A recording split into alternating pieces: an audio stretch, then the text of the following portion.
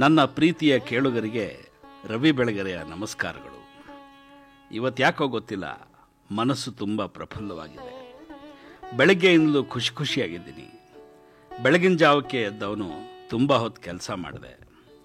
ಮಧ್ಯಾಹ್ನದ ಒಂದು ಗುಕ್ಕು ನಿದ್ರೆನ 2 ಇನ್ಸ್ಟಾಲ್ಮೆಂಟ್ಗಳಲ್ಲಿ ಮಾಡಿ ಮುಗಿಸ್ದೆ.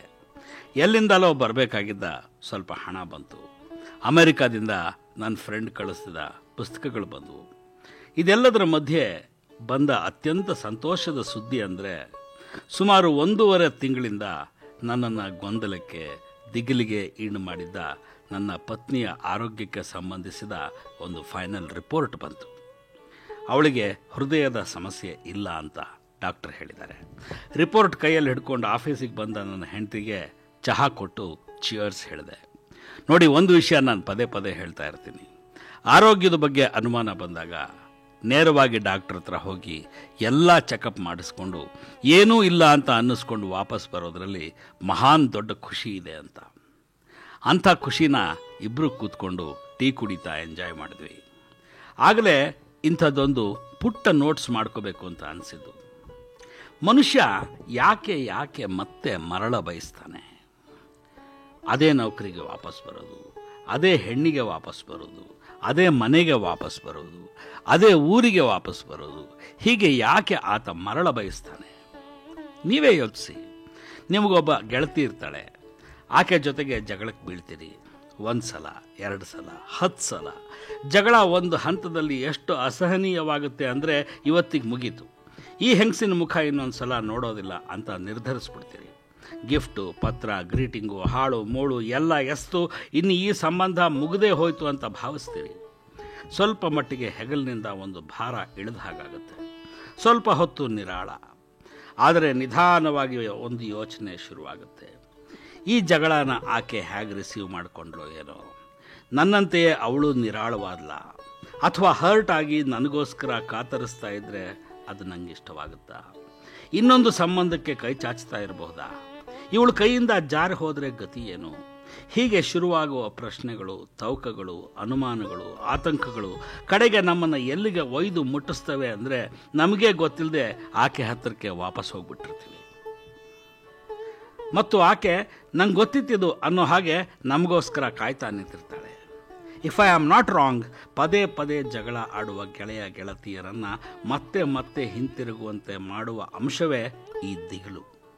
ಅವಳೇನಾದರೂ ಮಾಡ್ಕೊಂಡ್ಬಿಡ್ತಾಳೇನೋ ಅನ್ನೋ ದಿಗಿಲಿಂದ ಹಿಡಿದು ಮತ್ತೊಬ್ಬರ ಜೊತೆಗೆ ಹೋಗ್ಬಿಡ್ತಾಳೇನೋ ಅನ್ನುವ ತನಕ ಮನುಷ್ಯನನ್ನು ದಿಗಿಲು ಬೆಂಬಿಡದೆ ಬೇಟೆಯಾಡುತ್ತೆ. ಆಕೆ ಜೊತೆಗಿದ್ದಾಗ ಪಟ್ಟ ಆನಂದ, ಸಂತೋಷ, ಉಕ್ಕಿದ ಪ್ರೀತಿ, ಅನುಭವಿಸಿದ ಹೆಮ್ಮೆ, ಸುಖ, ಡಿಪೆಂಡೆನ್ಸು ಎಲ್ಲ ಸೇರಿ ಮತ್ತೆ ಅದೇ ಹೊಂದಾಣಿಕೆ ಬೇಕು ಅನಿಸಿ ಅವನನ್ನು ಆಕೆಯಲ್ಲಿಗೆ ಮರಳೋ ಹಾಗೆ ಮಾಡ್ತವೆ. ಅದರಲ್ಲೂ ತಾನು ಹಾಗೆ ಹಿಂತಿರುಗಲಿ ಅಂತ ಆಕೆ ಕೂಡ ಕಾಯ್ತಾ ಇದ್ಲು. ಹಿಂತಿರುಗದೆ ಹೋಗಿದ್ದಿದ್ರೆ ಆಕೆಗೂ ನಾನಿಲ್ಲದೆ ಬದುಕಕ್ಕಾಗ್ತಿರ್ಲಿಲ್ಲ ಅಂತ ಗೊತ್ತಾದ ಘಳಿಗೆಯಲ್ಲಿ ಆಗೋ ಆನಂದ ಇದೆಯಲ್ಲ, ಅದು ಈಗೋ, ನಮ್ಮ ಪರ್ಸನಲ್ ಈಗೋದ ದಿಗ್ವಿಜಯದ ಘಳಿಗೆ ಅಂತ ನಾನು ಭಾವಿಸ್ತೀನಿ. The same thing happens to ಹೆಂಗಸು ಆಲ್ಸೋ. ನಾನಿಷ್ಟೊತ್ತು ಹೇಳಿದ ಎಲ್ಲ ಅನುಭವದ ಮಾತುಗಳು ಕೂಡ ಹೆಂಗಸಿಗೂ ಅನ್ವಯ ಆಗ್ತವೆ. ಆದರೆ ನೆನಪಿರಲಿ, ಇಂಥ ಜಗಳ ಮತ್ತು ಪುನರ್ಮಿಲನಗಳು ಪ್ರೇಮಿಗಳಿಬ್ಬರ ನಡುವೆ ಆದಷ್ಟು ತೀವ್ರವಾಗಿ, ಅಗ್ರೆಸಿವ್ ಆಗಿ ಗಂಡ ಹೆಂಡತಿಯರ ಮಧ್ಯೆ ಆಗೋದಿಲ್ಲ. ಅಲ್ಲೂ ಜಗಳ ಇದೆ, ಆದರೆ ಮುಗೀತು ನಡಿ ಅನ್ನೋ ಬಂಧ ಹರ್ಕೊಂಡು ಹೋಗೋದು ಅಲ್ಲಿ ಪದೇ ಸಾಧ್ಯವಿಲ್ಲ. ಏನೇ ಮುನಿಸ್ಕೊಂಡು ಮನೆ ಬಿಟ್ಟು ಹೋದರೂ ಸಂಜೆ ಹೊತ್ತಿಗೆ ಬರ್ತಾನೆ ಬಿಡು ಅನ್ನೋ ಧೈರ್ಯ ಆಕೆಗಿರುತ್ತೆ. ತವರಿಗೆ ಹೋದವಳು ವಾಪಸ್ ಬಾರದೇ ಇರ್ತಾಳ ಅನ್ನೋ ಗ್ಯಾರಂಟಿ ಗಂಡನಿಗಿರುತ್ತೆ. ಹೆಚ್ಚಂದರೆ ಕೆಲವು ದಿನ ಆಕೆ ಮುಟ್ಟೋದಕ್ಕೆ ಬಿಡೋದಿಲ್ಲ. ಇವನು ಗೋಡೆ ಕಡೆಗೆ ತಿರುಗಿ ಮಲಗಿದವನು ಈ ಕಡೆಗೆ ಹೊರಳೋದಿಲ್ಲ. ಯಾವತ್ತೋ ಒಂದು ದಿನ ಇಬ್ಬರದು ದೇಹಗಳಿಗೆ ಸುಸ್ತು ಬೇಕು ಅನ್ನಿಸ್ದಾಗ ನಾವಿಬ್ಬರು ಸರಿಯಾಗಿ ರಾಜಿನೇ ಆಗಿಲ್ಲ ಅನ್ನೋದು ಕೂಡ ನೆನಪಾಗದ ಹಾಗೆ ಅವರ ಜಗಳ ಮುಗಿದು ಹೋಗುತ್ತೆ. ಆದರೆ ಇಂಥದ್ದು ಮದುವೆ ಆಚೆಗಿನ ಸಂಬಂಧದಲ್ಲಿ ಆಗೋದು ಕಷ್ಟ. ಯಾಕೆ ಅಂದರೆ ಅಲ್ಲಿ ಅವರಿಬ್ಬರ ಮಧ್ಯೆ ಮದುವೆ ಅನ್ನೋ ಥ್ರೆಡ್ ಇರೋದಿಲ್ಲ. ತುಂಬ ಘನವಾದ ಪ್ರೀತಿ ಇರಬಹುದು, ಆದರೆ ಈ ಪ್ರೀತಿ ಬಿಟ್ಟು ನಮಗೆ ಇನ್ನೊಂದು ಚಾಯ್ಸ್ ಇಲ್ಲವೇ ಇಲ್ಲ ಅನ್ನುವಂಥ ಆತಂಕ ಇರೋದಿಲ್ಲ. ಮದುವೆ ಆದವರ ನಡುವೆ ಮಕ್ಕಳಿರ್ತಾರೆ. ಇಬ್ಬರ ಮಧ್ಯೆ ಮಕ್ಕಳ ಬಗ್ಗೆ ಮಾತಿರುತ್ತೆ, ಕನಸಿರುತ್ತೆ. ಕಣ್ಣೆದುರಿಗೆ ಮಕ್ಕಳು ಕಟ್ಟಿ ಹಾಕಿದಷ್ಟು ಬಲವಾಗಿ ಕನಸಿನ ಮಕ್ಕಳು ಕಟ್ಟಿ ಹಾಕೋಕ್ಕೆ ಸಾಧ್ಯವಿಲ್ಲ. ಕಣ್ಣೆದುರಿಗಿನ ಮಕ್ಕಳೇ ನಮ್ಮನ್ನು ಕಟ್ಟಿ ಹಾಕಬೇಕು. ಹಾಗಾದರೆ ಮದುವೆ ಆಚೆಗಿನ ಸಂಬಂಧವನ್ನು, ಅದನ್ನು ಅಕ್ರಮ ಸಂಬಂಧ ಅಂತ ಬೇಕಾದರೆ ಹಾಗೆ ಕರೀರಿ ನೀವು. ಮದುವೆ ಆಚೆಗಿನ ಸಂಬಂಧವನ್ನು ಜಗಳಗಳ, ಮುನಿಸುಗಳ, ಮುಗೀತು ನಡಿ ಅನ್ನುವಂತಹ ಸಂಗತಿಗಳ ಅಪಾಯದಿಂದ ರಕ್ಷಿಸಿಕೊಳ್ಳೋದು ಹೇಗೆ? ಶರಂಪರ ಜಗಳ ರಾದ್ಧಾಂತಗಳ ನಂತರ ಕೂಡ ಮತ್ತೆ ಒಂದಾಗಿ ಸಂತೋಷವಾಗಿರೋದು ಬೇರೆ. ಆದರೆ ಶರಂಪರ ಜಗಳಗಳೇ ಆಗದಿರೋ ಹಾಗೆ ನೋಡಿಕೊಳ್ಳೋದು ಹೇಗೆ? ಸಂಬಂಧದ ಆರೋಗ್ಯವನ್ನು ಮದುವೆಯ ಹರಕತ್ತಿಲ್ಲದೆ ಕಾಪಾಡಿಕೊಳ್ಳೋದು ಹೇಗೆ? ನಿಮಗೊಬ್ಬ ಗೆಳೆಯ ಅಥವಾ ಗೆಳತಿ ಇದ್ದರೆ, ಪದೇ ಪದೇ ನಿಮಗೆ ಜಗಳವಾಗ್ತಾ ಇದ್ದರೆ, ಆ ಜಗಳದ ನಂತರವೂ ಅವರ ಮೇಲಿನ ನಿಮ್ಮ ಪ್ರೀತಿ ಕಡಿಮೆ ಆಗದೇ ಇದ್ದರೆ, ನಂತರವೂ ನೀವು ಅವರಲ್ಲಿಗೆ ಹಿಂತಿರುಗ್ತಾ ಇದ್ದರೆ, ನೀವು ಈ ಕೆಲವು ಅಂಶಗಳನ್ನು ನೆನಪಿಟ್ಕೊಳ್ಳೋದು ಬೆಟರ್ ಅಂತ ನಾನು ಭಾವಿಸ್ತೇನೆ. ಯಾವ ಕಾರಣಕ್ಕೂ ಈ ಜಗಳಗಳನ್ನು ಇವು ಇದ್ದಿದ್ದೇ ಬಿಡು ಅಂತ ಈಸಿಯಾಗಿ ತಗೋಬೇಡಿ. ಜಗಳದ ನಂತರ ಹೋದ ಸಲದ ಹಾಗೆ ಹುಡುಕೊಂಡು ಬರ್ತಾನೆ ಬಿಡು ಅಥವಾ ಬರ್ತಾಳೆ ಬಿಡು ಅಂತ ಅಂದ್ಕೋಬೇಡಿ. Take things seriously. ಮೊದಲಿಗೆ ಈ ಜಗಳಗಳನ್ನು ಪೂರ್ತಿಯಾಗಿ ಅವಾಯ್ಡ್ ಮಾಡೋದು ಹೇಗೆ ಅಂತ ಯೋಚನೆ ಮಾಡಿ. 1 ತಿಂಗಳಲ್ಲಿ ಎಷ್ಟು ಸಲ ಮತ್ತು ಯಾವ ಕಾರಣಕ್ಕೆ ಜಗಳಗಳಾದವು ಅಂತ ಬರೆದಿಡಿ. ಜಗಳಗಳು ಸಾಮಾನ್ಯವಾಗಿ ಒಂದೇ ಕಾರಣದಿಂದಾಗಿ ರಿಪೀಟ್ ಆಗ್ತಾ ಇರ್ತವೆ. ಜಗಳದ ಆ ಕಾರಣವನ್ನು ಹುಡುಕಿ ಅದನ್ನು ಬುಡ ಸಮೇತ ನಾಶ ಮಾಡಿ. ಉದಾಹರಣೆಗೆ, ಅನುಮಾನ ಅನ್ನೋದು ಪದೇ ಪದೇ ನಿಮ್ಮ ನಡುವಿನ ಜಗಳಕ್ಕೆ ಕಾರಣವಾಗ್ತಾ ಇದ್ದರೆ, ಕೆಲವು ಗೆಳೆತನಗಳನ್ನು ಕಳ್ಕೊಂಡ್ರೂ ಪರವಾಗಿಲ್ಲ, ಇಬ್ಬರಿಗೂ ಶಾಶ್ವತವಾದ ನಂಬಿಕೆ ಬೆಳೆಯೋ ತನಕ ಆ ಗೆಳೆತನವನ್ನು ಪೂರ್ತಿಯಾಗಿ ಮರೆತು ಬಿಡಿ. ಇಬ್ಬರ ಪೈಕಿ ಒಬ್ಬರು ತಾತ್ಕಾಲಿಕವಾಗಿ ಸೋಲೋದಕ್ಕೆ ನಿರ್ಧಾರ ಮಾಡಿ. ಆ ಸೋಲು ಕೇವಲ ನಿಮ್ಮ ಈಗೋನ ಹರ್ಟ್ ಮಾಡಬಹುದು, ಆದರೆ ಸಂಬಂಧವನ್ನು ಕಾಪಾಡುತ್ತೆ. ಕೆಲವು ದಿನದ ಮಟ್ಟಿಗೆ ಪರಸ್ಪರರ ಸಂಸಾರಗಳ ಬಗ್ಗೆ, ನೀನು ಹಾಗೆ, ನಿಮ್ಮಪ್ಪ ಹಾಗೆ, ನಿನ್ನ ಮನೆಯವ್ರು ಹೀಗೆ, ಈ ಥರದ ಧಾಟಿಯಲ್ಲಿ ಮಾತಾಡೋದನ್ನು ಬಿಟ್ಟುಬಿಡಿ. ನಿಮ್ಮಿಬ್ಬರಿಗೂ ಮೊದಲಿಂದ ಇಷ್ಟವಾದ ಜಾಗಕ್ಕೆ ಹೋಗಿ ಅಲ್ಲಿ ಕೂತ್ಕೊಂಡು ಈ ತಿಂಗಳಿಡೀ ಜಗಳ ಆಡೋದು ಬೇಡ ಅಂತ ನೀವಿಬ್ಬರು ತೀರ್ಮಾನ ಮಾಡಿ. ಅಸಮಾಧಾನಗಳು ಉಂಟಾದರೆ ಅವುಗಳನ್ನು ಪತ್ರದಲ್ಲಿ ಬರೆದಿಡಬೇಕು ಅಂತ, 1 ತಿಂಗಳ ನಂತರ ಎಕ್ಸ್ಚೇಂಜ್ ಮಾಡ್ಕೋಬೇಕು ಅಂತ ಕರಾರು ಹಾಕ್ಕೊಳ್ಳಿ. ಜಗಳ ಆದಾಗ ನೀವು ಅನವಶ್ಯಕವಾಗಿ ನಿಮ್ಮ ಗೆಳೆಯನನ್ನು ಅಥವಾ ಗೆಳತಿಯನ್ನು ವಿಪರೀತವಾಗಿ ಹರ್ಟ್ ಮಾಡ್ತಾ ಇದ್ದೀರಾ, ಅಸಹ್ಯಕರವಾಗಿ ಬೈತಾ ಇದ್ದೀರಾ, ಹೊಡಿತಾ ಇದ್ದೀರಾ, ಆಮೇಲೆ ಕ್ಷಮೆ ಕೂಡ ಕೇಳದಷ್ಟು ಹೊರಟಾಗ್ತಾ ಇದ್ದೀರಾ, ಅವಳಿಗೆ ಇದೆಲ್ಲ ಆಗಬೇಕಾದಿದ್ದೆ ಅನ್ನೋ ಧೋರಣೆ ತಾಳ್ತಾ ಇದ್ದೀರಾ, ಮತ್ತು ನಿಮಗೆ ಅದೆಲ್ಲದರ ಬಗ್ಗೆ ಆಮೇಲೆ ಬೇಸರವಾಗುತ್ತಾ? Be honest. ಜಗಳದ ನಂತರ ಒಳ್ಳೆಯ ಮೂಡಲ್ಲಿದ್ದಾಗ ತುಂಬ ಪ್ರಾಮಾಣಿಕವಾಗಿ ಆಕೆಯ ಅಥವಾ ಆತನ ಕ್ಷಮೆ ಕೇಳಿ. ಕೇಳೋದರಲ್ಲಿ ಸೌಜನ್ಯ ಇರಲಿ. ಕ್ಷಮೆ ಕೇಳುವಾಗ ನೀನು ಹಾಗೆಲ್ಲ ಮಾತಾಡಿದ್ದಕ್ಕೆ ನಾನು ಹೊಡೆದೆ ಅಂತ ಸಮರ್ಥಿಸ್ಕೋಬೇಡಿ. ಕೇಳಿದ್ದು ಪ್ರಾಮಾಣಿಕ ಕ್ಷಮೆ ಆಗಿರಲಿ. ಮುಖ್ಯವಾಗಿ ನಾವಿಬ್ಬರೂ ಬೇರೆ ಆದರೆ, ದೂರವಾದರೆ, ನಮ್ಮಿಬ್ಬರಿಗೂ ಬೇರೆ ಆಲ್ಟರ್ನೇಟಿವ್ಗಳಿಲ್ಲ ಅನ್ನೋದನ್ನು ಇಬ್ಬರೂ ಮನದಟ್ಟು ಮಾಡಿಕೊಳ್ಳಿ. ಅದರ ಅರ್ಥ 1000 ಜಗಳ ಆದರೂ ಗತಿ ಇಲ್ಲದೆ ನಾವು ಒಬ್ರಿಗೊಬ್ಬರು ಬರ್ತೀವಿ, ಬಿದ್ದಿರ್ತೀವಿ ಅಂತ ಅಲ್ಲ. ಈ ಜಗತ್ತಿನಲ್ಲಿ ನಮಗೆ ಯಾರೂ ಇಲ್ಲವಾದ್ದರಿಂದ, ನಾವು ಒಬ್ಬರನ್ನೊಬ್ಬರು ತುಂಬ ಪ್ರೀತಿಸ್ತೇವಾದ್ದರಿಂದ, ನಮ್ಮಿಬ್ಬರ ಮಧ್ಯೆ ಮದುವೆಯಂಥ ವಿಸಿಬಲ್ ಆದ ಬಂಧ ಇಲ್ಲವಾದ್ದರಿಂದ ನಾವು ಜಗಳ ಆಡಿಕೊಡ್ದು, ಬೇರೆ ಆಗ್ಕೊಡ್ದು. ಹಾಗಂತ ಒಬ್ರಿಗೊಬ್ಬರು ಮನದಟ್ಟು ಮಾಡ್ಕೊಳ್ಳಿ. ಪ್ರತಿ ಜಗಳವೂ ಇಬ್ಬರ ನಡುವಿನ ಬಲವಾದ ಹಗ್ಗದ ಕೆಲವು ದಾರಗಳನ್ನು ತುಂಡರಿಸಿ ಹಗ್ಗವನ್ನು ಬಲಹೀನಗೊಳಿಸುತ್ತೆ ಅನ್ನೋದು ನಿಮಗೆ ನೆನಪಿರಲಿ. ಆಫ್ಟರ್ ಆಲ್ ನಾವೇನು 1000 ವರ್ಷ ಬದುಕಿರೋರ? ಸಾಯೋಕೆ ಅದೆಷ್ಟು ದಿನ ಬಾಕಿ ಇದ್ದಾವೋ, ಈಗ ಯಾಕೆ ಜಗಳ? ಅಷ್ಟು ಚಂದದ ಮನುಷ್ಯ, ನೋಡೋಕಷ್ಟೇ ಅಲ್ಲ, ಒಳ್ಳೆ ಟೇಸ್ಟು ಇದೆ, ಅದ್ಭುತವಾದ ಮಾತುಗಾರ. ಉಟ್ಟ ಅಂಗಿ ಇಸ್ತ್ರಿ ಕೆಟ್ಟಿದ್ದು ನೋಡಿಲ್ಲ ನೋಡಿ. ಹೆಂಗಸರು ಅಂದರೆ ಗೌರವ, ಎಷ್ಟು ದುಡಿತಾನಪ್ಪ, ಇಡೀ ಆಫೀಸು ಗೌರವಿಸುವಂಥ ಕೆಲಸಗಾರ. ಇಂಥ ಚಂದದ ಮನುಷ್ಯನಿಗೆ ತಕ್ಕ ಹೆಂಡತಿ ಸಿಗಬಾರ್ದಾಗಿತ್ತ? ಹಾಗಂತ ಒಬ್ಬ ಅವಿವಾಹಿತೆ ಅವನ ಆಫೀಸ್ನಲ್ಲಿ ಕೆಲಸ ಮಾಡೋಳು ಆಲೋಚನೆ ಮಾಡತೊಡಗಿದ್ಲು ಅಂದರೆ ಫಿನಿಶ್. ಅಲ್ಲೊಂದು ಸುಂದರ ವಂಚನೆ ಆರಂಭವಾಗತೊಡಗಿದೆ ಅಂತಲೇ ಅರ್ಥ. ನೀವು ಒಂದಲ್ಲ ಅಂತ 10 ಕೇಸು ಹುಡುಕಿ ಪರೀಕ್ಷೆ ಮಾಡಿ ನೋಡಿ.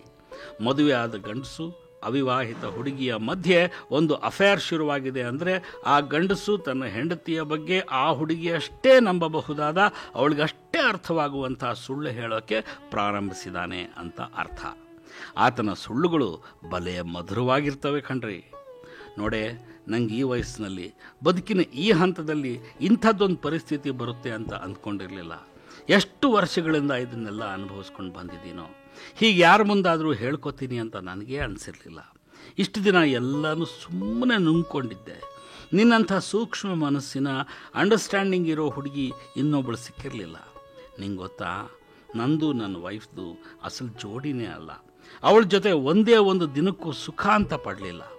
ಅಫ್ಕೋರ್ಸ್ ಅವಳನ್ನು ನಾನು ದೂಷಣೆ ಮಾಡ್ತಾ ಇಲ್ಲ. ನನ್ನ ನಸೀಬೆ ಸರಿಯಾಗಿಲ್ಲ. ಅವಳ ಅಡುಗೆ ಚೆನ್ನಾಗಿರಲ್ಲ. ಬಡಿಸೋ ರೀತಿ ನೀನೊಂದು ಸಲ ನೋಡಬೇಕು. ನನಗೊಂದು ದಿನಕ್ಕೂ ಬಿಸಿನೀರು ಕಾಯಿಸ್ಕೊಡಲ್ಲ ಸ್ನಾನಕ್ಕೆ.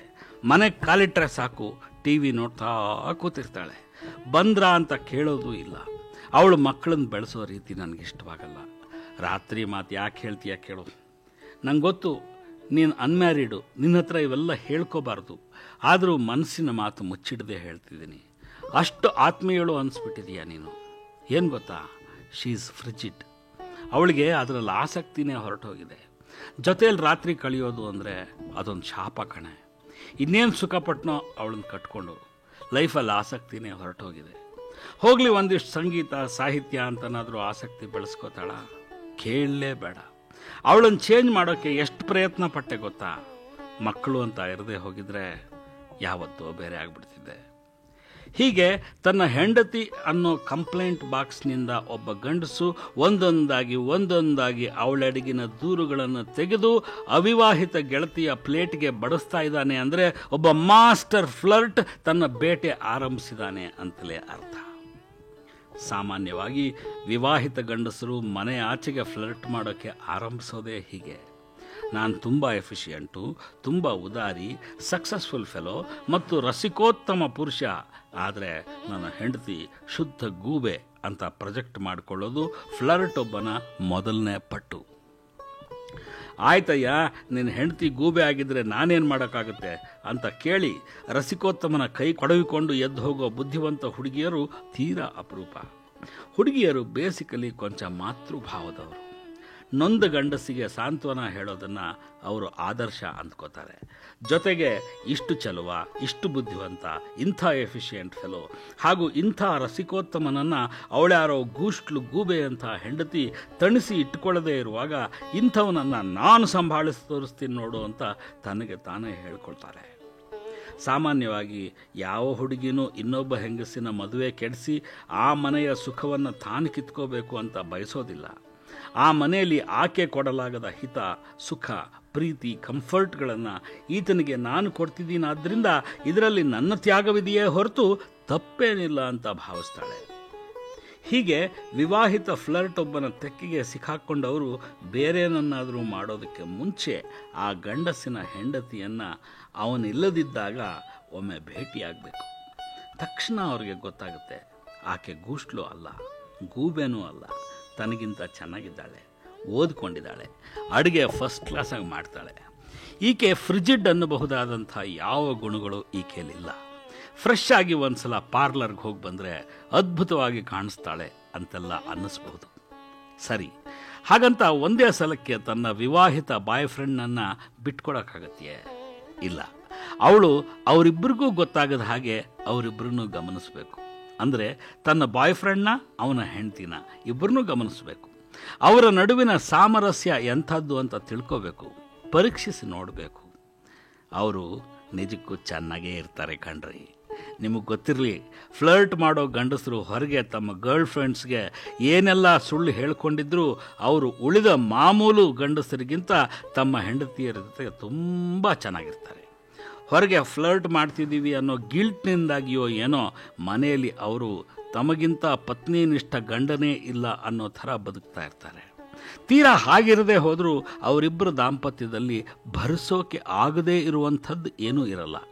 ಅವರೊಂದು ಮನೆ ಕಟ್ಕೊಂಡಿರ್ತಾರೆ, ಹೆಂಡತಿಗೆ ಒಡವೆ ಕೊಡಿಸಿರ್ತಾರೆ, ಮಕ್ಕಳ ಮೇಲೆ ಪ್ರೀತಿನೂ ಇರುತ್ತೆ. ಇಂತಿಷ್ಟು ಸಮಯಕ್ಕೆ ಅಂತ ನಿಯಮಿತವಾಗಿ ದಾಂಪತ್ಯದ ವ್ಯಾಯಾಮಗಳನ್ನು ಮಾಡ್ತಾನೂ ಇರ್ತಾರೆ.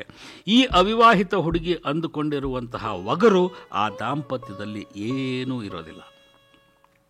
ಹಾಗಾದರೆ ಅವನು ಯಾಕೆ ಸುಳ್ಳು ಹೇಳ್ತಾ ಇರ್ತಾನೆ? ಅವನನ್ನೇ ಕೇಳಿ. ಆ್ಯಕ್ಚುಯಲ್ ಆಗಿ ಅವನಿಗೆ ಧೈರ್ಯ ಮತ್ತು ನೇರವಂತಿಕೆಗಳು ಇರೋದಿಲ್ಲ. ನಾನು ಹೆಂಡತಿ ಜೊತೆಗೆ ಚೆನ್ನಾಗಿದ್ದೀನಿ, ಆದರೂ ನನಗೆ ನಿನ್ನ ಜೊತೆಗೆ ಸಂಬಂಧ ಬೇಕು ಅಂತ ನೇರವಾಗಿ ಹೇಳುವಷ್ಟು ಅವನು ಸಭ್ಯನೂ ಅಲ್ಲ, ಒಳ್ಳೆಯವನೂ ಆಗಿರೋದಿಲ್ಲ. ಅವನದು ವಂಚಕ ಮನಸ್ಸು.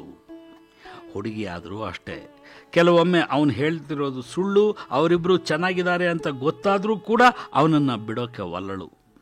ಯಾಕೆ ಗೊತ್ತಾ? ಅಷ್ಟು ಹೊತ್ತಿಗೆ ಅವಳ ಈಗೋ ಬೆಳೆದು ಬಿಟ್ಟಿರುತ್ತೆ. ಅವನ ಹೆಂಡತಿಗಿಂತ ಚೆನ್ನಾಗಿ ಅವನನ್ನು ಸಂಭಾಳಿಸಬಲ್ಲೆ ಅನ್ನೋ ಈಗೋ ಇದೆಯಲ್ಲ, ಅದು ಕ್ರ್ಯಾಶ್ ಆಗೋದನ್ನು ಆಕೆ ಸಹಿಸಲಾರಳು. ಇದಲ್ಲದೆ ಒಂದು ಮದುವೆ ಆಚೆಗಿನ ಫ್ಲರ್ಟೇಷನ್ ಅಥವಾ ಸಂಬಂಧ ಮುಂದುವರಿಯಲಿಕ್ಕೆ ಕಾಲಕ್ರಮದಲ್ಲಿ ನಾನಾ ಕಾರಣಗಳು ಸೇರ್ಕೋತಾ ಹೋಗ್ತವೆ. ಕಟ್ಟ ಕಡೆಯದಾಗಿ ಅವಳು ಹೇಳಿಕೊಳ್ಳುವ ಅತ್ಯಂತ ಅನುಕೂಲ ಸಿಂಧು ಸುಳ್ಳು ಅಂದರೆ ಪ್ರೀತಿಸಿದ್ದಾಗಿದೆ, ಅವನನ್ನು ಬಿಟ್ಟಿರೋಕ್ಕಾಗಲ್ಲ. ಅವನಾಗಲೇ ಇನ್ನೊಬ್ಬಳ ಮುಂದೆ ಕೂತ್ಕೊಂಡು ಕಂಪ್ಲೇಂಟ್ ಬಾಕ್ಸ್ ಬಿಚ್ಚಿಕೊಂಡು ಅವಳಿಗೆ ಒಂದೊಂದೇ ಕಾಳು ತಿನ್ನಿಸ್ತಾ ಕೂತಿರ್ತಾನೆ. ನೀವು ಚೆನ್ನಾಗಿ ನೆನ್ಪಿಟ್ಕೊಳ್ಳಿ, ಒಬ್ಬ ಸುಳ್ಳ ಬದಲಾಗಬಹುದು, ಒಬ್ಬ ಕುಡುಕ ಬದಲಾಗಬಹುದು, ಒಬ್ಬ ಜೂಜುಕೋರ ಬದಲಾಗಬಹುದು, ಆದರೆ ಒಬ್ಬ ಫ್ಲರ್ಟ್ ಗಂಡಸು ಯಾವತ್ತಿಗೂ ಬದಲಾಗಲಾರ.